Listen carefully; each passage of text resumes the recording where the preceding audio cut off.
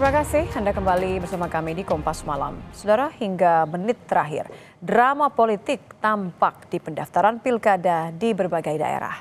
Ada Pramono Anung yang menjadi nama yang tak terprediksi melawan Ridwan Kamil di Jakarta. Sementara mantan Gubernur Jakarta Anies Baswedan gagal maju baik di Jakarta maupun Jawa Barat. Ketua DPD PDIP Jawa Barat mengatakan Anies dijegal Mulyono and the Gang. Selengkapnya dalam ulasan Istana bersama jurnalis Kompas TV, Friska Clarissa.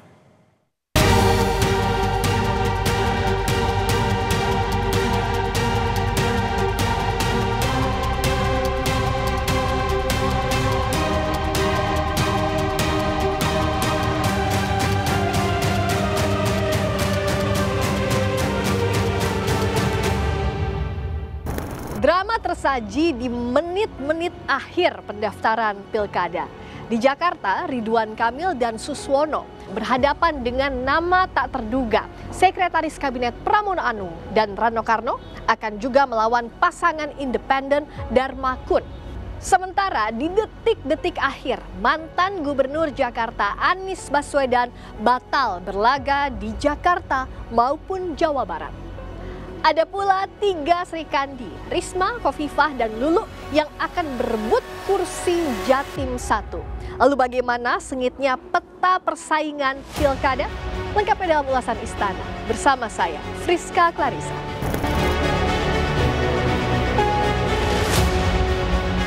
Anies Baswedan gagal maju di Pilgub Jakarta. Padahal Anies sempat sowan ke kantor DPD PDIP Jakarta dan kantor DPP PDI Perjuangan saat pengumuman Cagup Jakarta.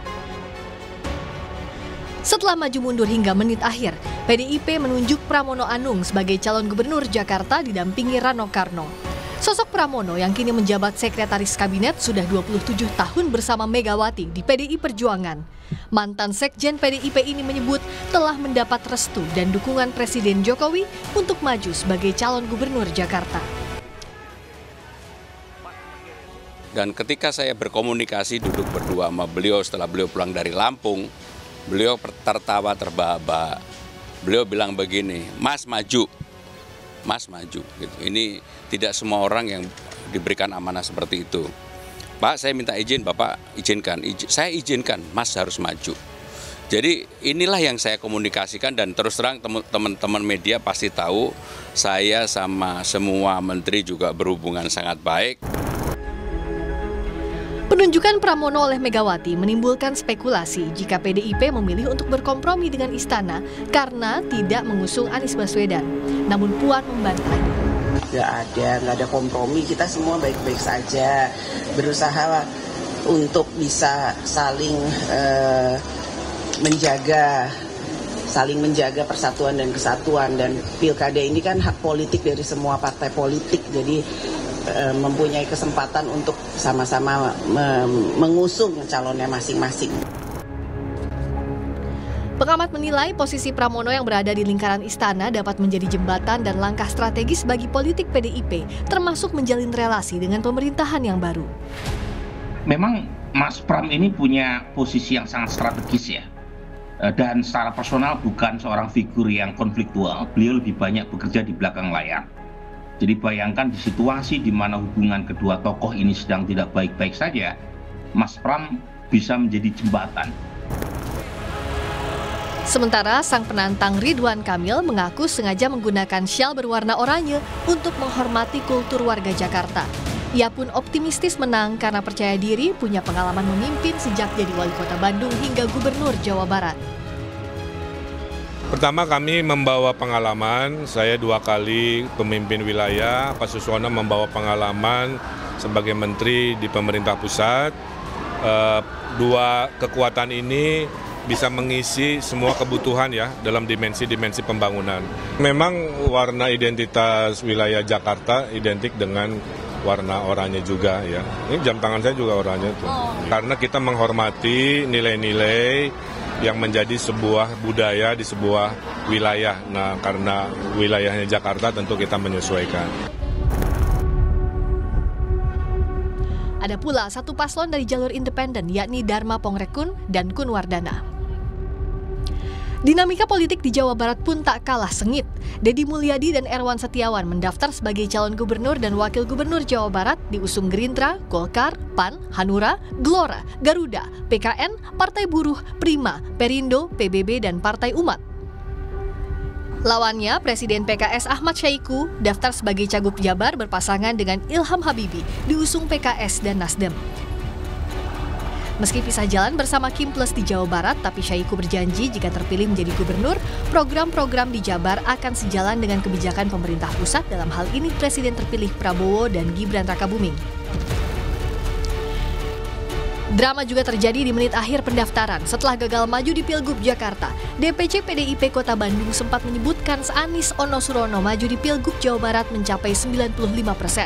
Hal ini diperkuat unggahan staf khusus Anies Naufal Firman Yusak di media sosial X dengan cuitan Train to Bandung dan tautan tiket keberangkatan Kamis malam.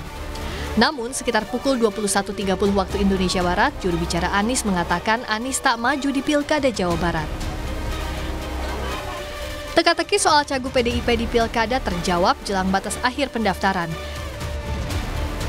PDIP memutuskan mengusung JJ Wiradinata dan Ronald Surapraja sebagai cagup dan cawagup Pilgub Jawa Barat.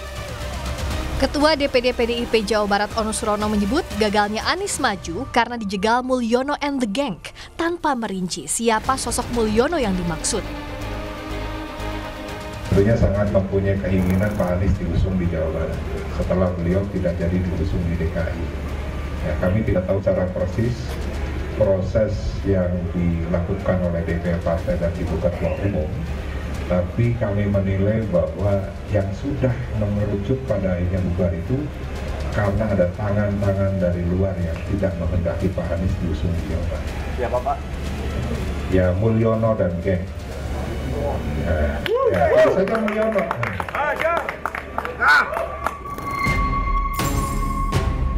Meski Ono tak merinci siapa Mulyono, hari ini Koordinator Staf Khusus Presiden Ari Dwi Payana merespons. Pencalonan kepala daerah dan wakil kepala daerah dalam pemilu kada adalah sepenuhnya menjadi urusan partai politik atau gabungan partai politik. Keputusan pencalonan atau tidak dicalonkannya seseorang diputuskan melalui mekanisme internal partai masing-masing. Setiap partai memiliki kedaulatan untuk memutuskannya. Jangan sampai semua problem putusan internal partai selalu dikait-kaitkan dengan presiden. Di Pilgub Jawa Barat ada pula pasangan Acep Adang Ruhyat Gitalis Dwi Natarina atau yang dikenal dengan Gita KDI maju diusung PKB. Tak kalah menarik, Pilkada Jawa Timur tahun ini juga menorehkan sejarah. Untuk pertama kali, kursi calon gubernur diperebutkan kandidat perempuan. Pilgub Jatim diramaikan dengan 3 Srikandi yang berebut kursi gubernur. Ada nama petahana Khofifah Indar Parawansa, Tri Risma Harini, dan Lulu Nur Hamidah. Khofifah Emil diusung oleh 15 partai, PAN, Gerindra, Golkar, Demokrat, P3, PSI, PKS, Perindo, Nasdem, Partai Buruh, Gelora, PKB, PKN, Garuda, dan Prima. Yang jadi penantang, Tri Risma Harini dan Zahrul Azhar Asumta atau Gus Hans diusung PDIP, Hanura, dan Partai Umat. Sementara Partai Kebangkitan Bangsa memajukan Luluk Nur Hamidah dan Lukmanul Hakim.